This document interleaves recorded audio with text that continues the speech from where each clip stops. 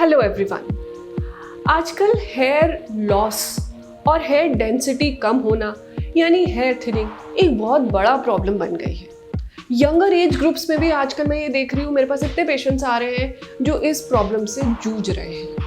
तो आज इसका सोल्यूशन यानी हेयर रीग्रोथ, इसके बारे में मैं पूरी बात करूँगी। मेक श्योर कि आप लास्ट तक इस वीडियो को देखो, तभी आप पूरे कॉन्सेप्ट को समझ पाओगे और एक वाइज डिसीजन ले पाओगे।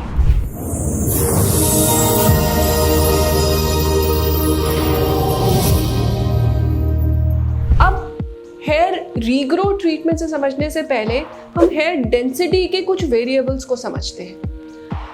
हेयर डेंसिटी दो फैक्टर्स पर डिपेंड करता है, हेयर फॉल और हेयर रीग्रोथ। अब 50 से 100 बाल रोज आपके गिरेंगे, लेकिन उतने कवर अप भी हो जाते हैं तो हमारी हेयर डेंसिटी कांस्टेंट रहती है। अब हो सकता है एक सिचुएशन में आपका हेयर फॉल बहुत ज़्यादा इंक्रीज हो गया, मतलब 100-200 बाल गिर रहे हैं, लेकिन हेयर रीग्रोथ वो 50 से 100 पे चल रही है। तो नेट रिजल्ट क्या होगा? Loss in hair density. Main factor यहाँ पर हेयर फॉल का है, ठीक है। सेकेंड सिचुएशन क्या हो सकती है कि आपके 50 से 100 बाल ही गिर रहे हैं, ठीक है, लेकिन 50 से 100 बाल आपके रीग्रो भी नहीं हो रहे, वो भी तो हो सकता है। उस सिचुएशन में भी आपकी हेयर डेंसिटी डिक्रीज हो जाएगी। यानी कि जब हम हेयर डेंसिटी पे काम करते हैं तो हमें इन दोनों वेरिएबल्स को देखना चाहिए, तभी हम हेयर डेंसिटी इंक्रीज कर सकते हैं और हेयर रीग्रोथ को प्रमोट कर सकते हैं। अब ये दोनों ही फैक्टर्स, दोनों ही चीज़ें यानी hair fall and hair regrowth आपके लोकल फैक्टर्स पे डिपेंड करते हैं और आपके कुछ बॉडी के फैक्टर्स पे डिपेंड करते हैं। लोकल फैक्टर्स यानी कि वो सिचुएशंस जो आपके स्कैल्प के ऊपर चल रही है, जैसे कि डैंड्रफ होना या आपकी कोई हेयर स्टाइलिंग जिसमें आप बहुत टाइट से बालों को बांध रहे हैं, जिससे कि ट्रैक्शन एलोपेशिया हो सकता है, या आप ऐसे शैम्पूज या harsh shampoos and conditioners use कर रहे हैं, बहुत सारे स्टाइलिंग प्रोडक्ट्स जैसे कि वैक्सेस और ये सब यूज़ कर रहे हैं, बहुत सारे हीट प्रोडक्ट्स जिसमें हीट डिलीवर होती है जिससे आप हेयर स्टाइल करते हैं, वो चीज़ें यूज़ कर रहे हैं। तो ये फैक्टर्स को लोकली हमें कंट्रोल करने से हेयर फॉल भी ठीक होता है और हेयर रीग्रोथ भी प्रमोट होती है। सेकेंड हम आते हैं बॉडी के फैक्टर्स में, वो फैक्टर्स जो इंटरनली आपकी हेयर रीग्रोथ को या हेयर फॉल को मैनेज करते हैं। अब यहाँ पर बहुत सारी वेरिएशंस हैं। ये डाइट से रिलेटेड हो सकते हैं, यानी कि कुछ न्यूट्रिशनल डेफिशिएंसी, आयरन डेफिशिएंसी, आपकी प्रोटीन डेफिशिएंसी और B12 डेफिशिएंसीज। इस वेरिएशन में जब ये डेफिशिएंसीज होती हैं, D3 डेफिशिएंसी, तो भी आपका हेयर फॉल इंक्रीज होता है और हेयर रीग्रोथ कम हो जाती है।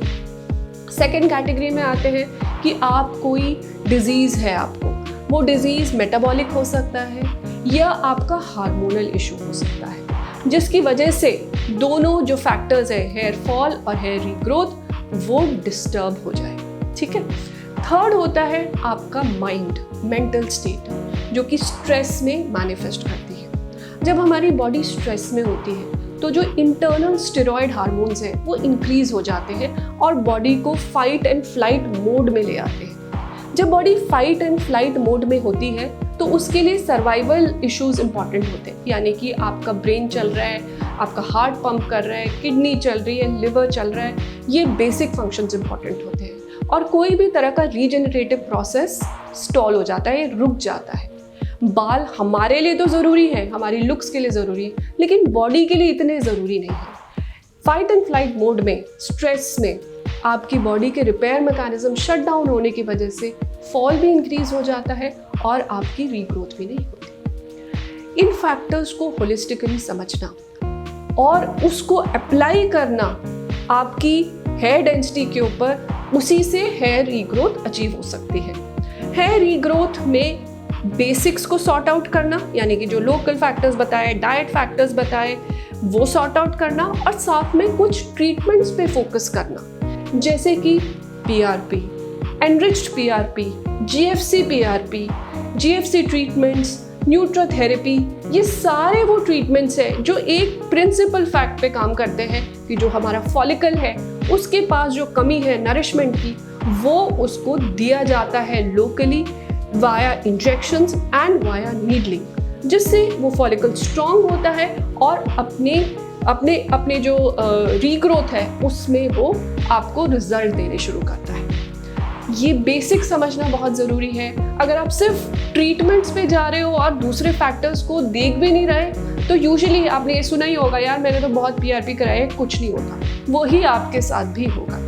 हेयर रीग्रोथ एक होलिस्टिक ट्रीटमेंट है। जब तक आप सारी चीज़ों को नहीं समझोगे, आपको रिजल्ट नहीं मिलेगा और आप एक जगह से दूसरी जगह परेशान ही घूमोगे। इसलिए understand the science behind the holistic issues of hair and then only start your hair regrowth treatment. ये नॉलेज ज़रूर यूज़ करिए और अपने फ्रेंड्स के साथ भी शेयर कीजिए। Till the next time, stay healthy and stay safe.